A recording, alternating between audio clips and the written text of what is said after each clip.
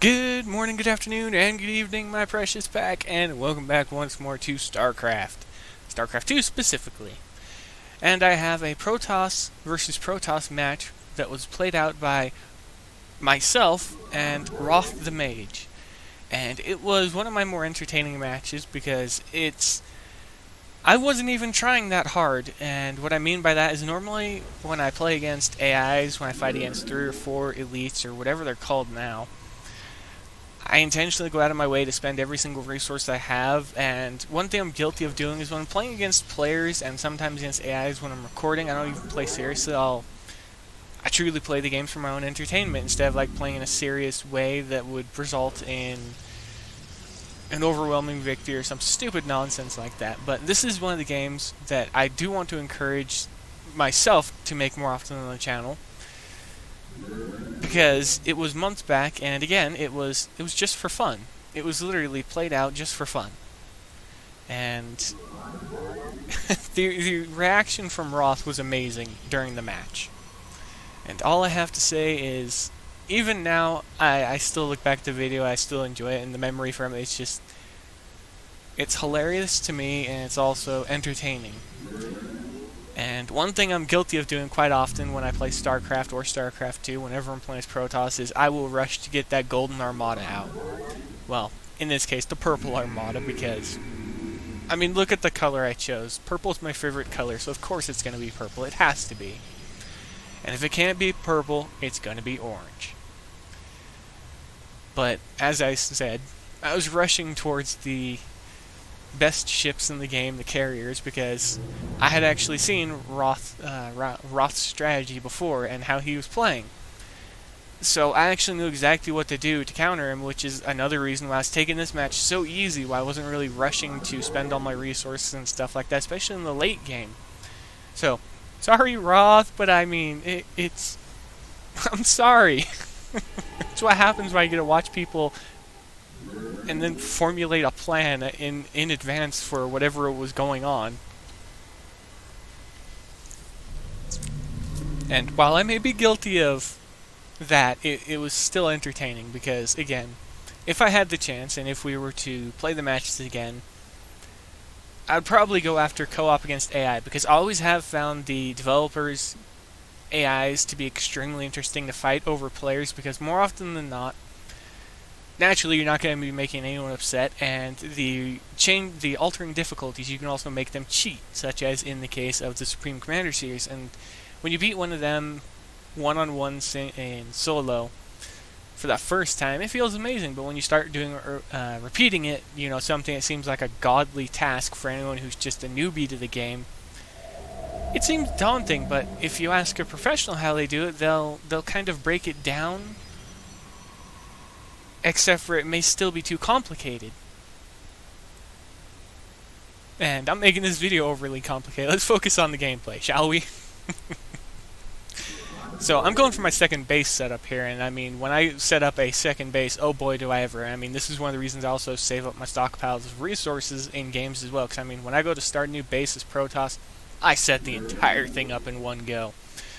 2 pylons, 1 to drop a bunch of turrets around, and 1 to have in reserve near said turrets, as well as gateways and stuff like that, which I can then convert into the warp gates, which I can then use to spawn units in wherever I have power at.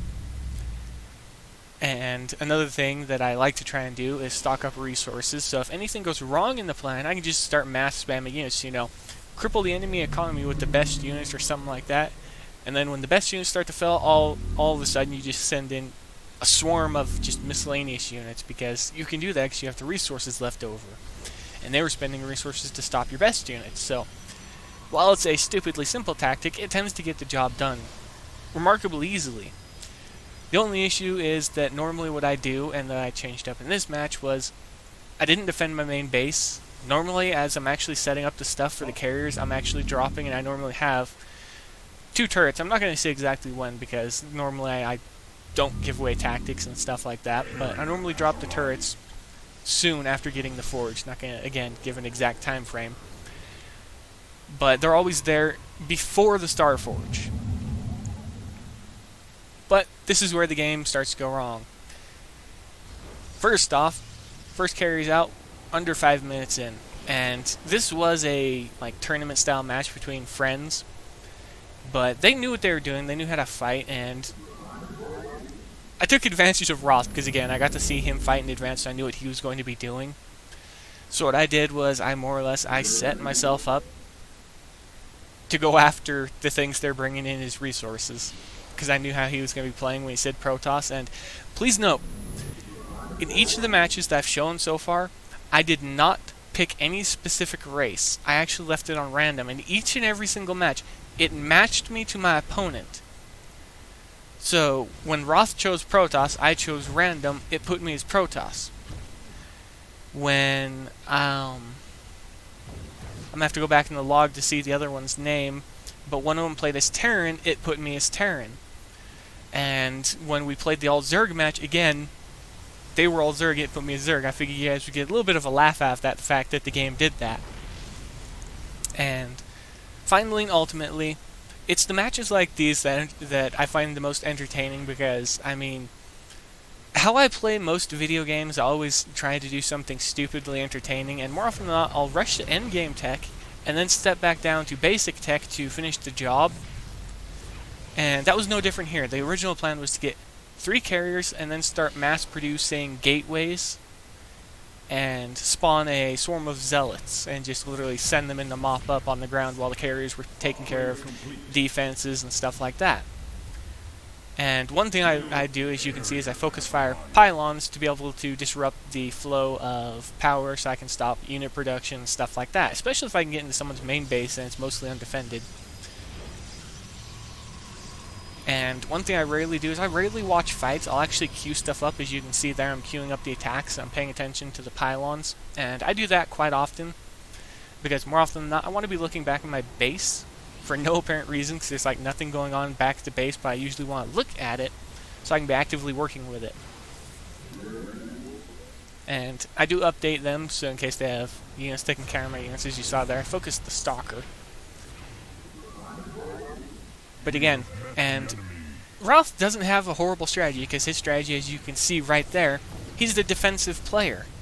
And he was setting up his defense because, again, I was random at the beginning of the match, and he had the right idea until my carriers started to attack. Then the plan of defending himself from a potential Zerg rush or Terran Marauder mix of Marines and Marauders with possibly a Medevac or 2, it would have made sense, because he would have been able to protect and regenerate the shields using the shield batteries. But that wasn't the case, and it quickly became an issue. And right there, the shield batteries are protecting that little pylon, but once they're out of energy, well, that defense is no longer active. And the strategy, it works very well, and it allows him to do stuff in the late game, but I didn't really give him much of a chance, because I swooped into his main base, and I literally just chopped his entire worker supply down. And on the subject of workers, let's go ahead and let's take a look at how many resources I have. Very comfortable, near 2k? Yeah, almost 2k resources that I've just kind of hoarded.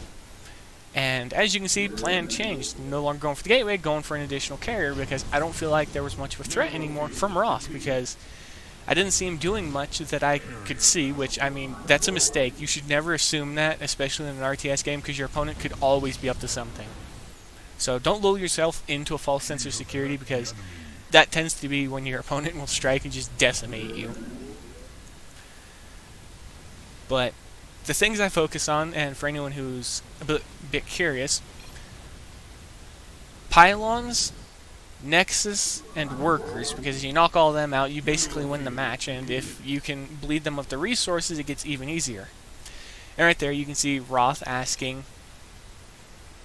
Roth? I may have been saying his name wrong the entire time, but he was asking how did I get them so quickly. And what's even worse was, what if I told you I could get carriers out even sooner than what I actually did, had I actually focused. But again, like I said, I was playing for fun. I wasn't actually focusing heavily on winning. It just kind of happened.